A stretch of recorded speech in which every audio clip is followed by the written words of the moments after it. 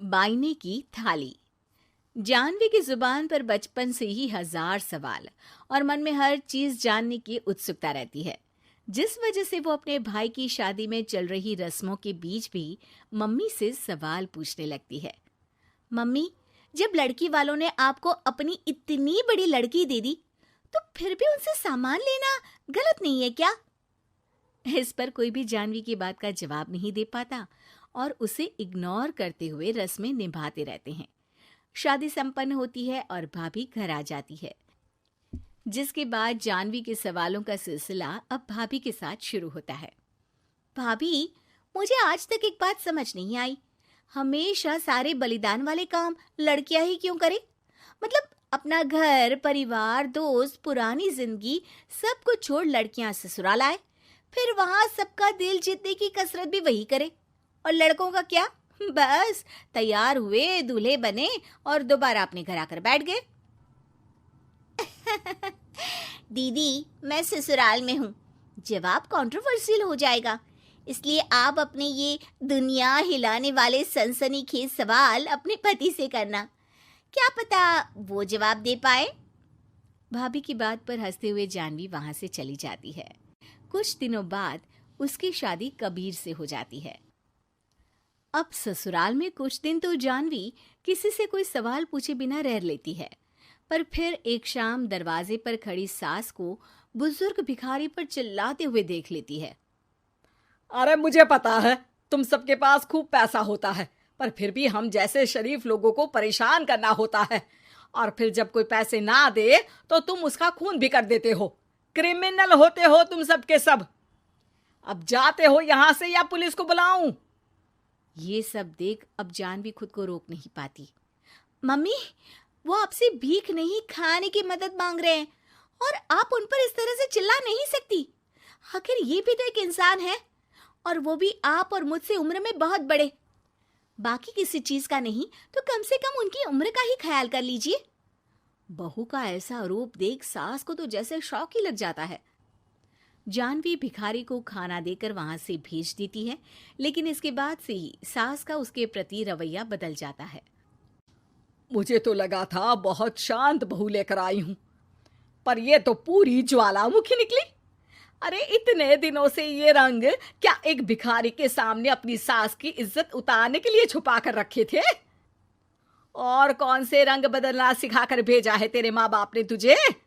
Mummy जी, रंग का तो पता नहीं, लेकिन मेरे मम्मी पापा ने मुझे हर ढंग में गलत के खिलाफ खड़े होना जरूर सिखाकर भेजा है। बहू का जवाब सुन सास गुस्से में वहां से चली जाती है, जिस पर पीछे खड़ा सब कुछ सुन रहा कबीर जानवी के पास आता है। जानवी, मैं मानता हूं तुमने जो किया अच्छे के लिए किया, पर मम्मी से ऐसे नहीं बोलना चाहिए था। अब उन्हें मनाने की जिम्मेदारी तुम्हारी ही है। पर मैं कैसे? मुझे तो कुछ भी पता नहीं है। तो उसके लिए मैं हूं ना। कुछ दिनों में ही सकट का त्योहार आ रहा है।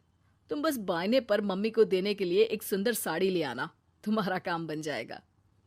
ये कहकर कबीर वहां से चला जाता है, लेकिन व्रत और त्योहारों से अनजान जानवी कंफ्यूजन में वहीं खड़ी रह जाती है, जिस पर वो भाभी को फोन लगाकर सारे व्रत और उनके महत्व समझती है।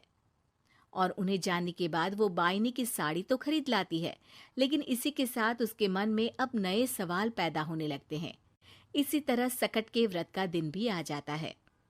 हे भगवान, एक तो सुबह से भूखी, ऊपर से ये सवालों के बुलबुले पेट में उठकर और तहलका मचा रहे हैं। अब क्या करूं, किससे पूछूं? जानवी अपने आप से ये सब बोल ही रही होती है कि सास और कबीर उसके सामने आ जाते हैं। बायने और पूजा की सब तैयारी कर ली? हाँ जी, वो तो कर ली, पर क्या पर? फिर कोई सवाल है? पूछ लो, कहीं पेट में उसे रखे रखे एसिडिटी ना हो जाए। ज्यादा कुछ नहीं, बस पूछना था कि जब ये व्रत बच्चों और दाम्पत्य जीवन की सुख शांति के लिए होता है, फिर इसमें व्रत सिर्फ हम लेडीज ही क्यों रखती हैं? हिस्सेदारी तो दोनों की होती है ना? जानवी की बात सुन इस बार तो सास भी सोचने पर मजबूर हो जाती हैं। ये तो मुझे नहीं पता और ना हमने कभी किसी से पूछा। बस जो बड़े बुजुर्ग रिवाज बना गए वही चल रहे हैं। इसकी भी कोई वजह जरूर होगी। अच्छा, और ये बायने की वजह? अब बायने से तुम्हें क्या दिक्कत है? नहीं नहीं, दिक्कत कोई नहीं है। बस सोचती हूँ कि अगर व्रत बच्चों या पति के लिए होता है तो हमेशा हर चीज का गिफ्ट सिर्फ सास को ही क्यों मिलता है? अरे पति के नाम पर व्रत है तो उन्हें, और बच्चों के नाम पर जो व्रत है उनमें बच्चों को क्यों गिफ्ट नहीं दी जाती? जानवी का सवाल सुन इस बार सास भड़कने के बजाय शांति से उसका जवाब देती है। वैसे ये सवाल एक बार मैंने भी अपनी सासू माँ से किया था, तो जवाब मिला कि सास की वजह से ही पति मिला है, इसलिए एक थैंक यू और इज्जत की तरह उन्हें ये बायना दिया जाता है। और बच्चों वाला तो मुझे भी नहीं पता। बाकी इस बात की भी कंफर्मेशन नहीं है कि सासू माँ ने ये सिर्फ मेरे सवालों को शांत करने के लिए बोला था या ये सच भी है। सास के जवाब और जानवी के सवाल से अब वो दोनों ही कंफ्यूजन में हैं कि आखिर सच और वजह क्या है। अगर आप लोगों के पास इन सवालों के जवाब हैं तो कमेंट करके सबके साथ ज़रूर शेयर कीजिएगा।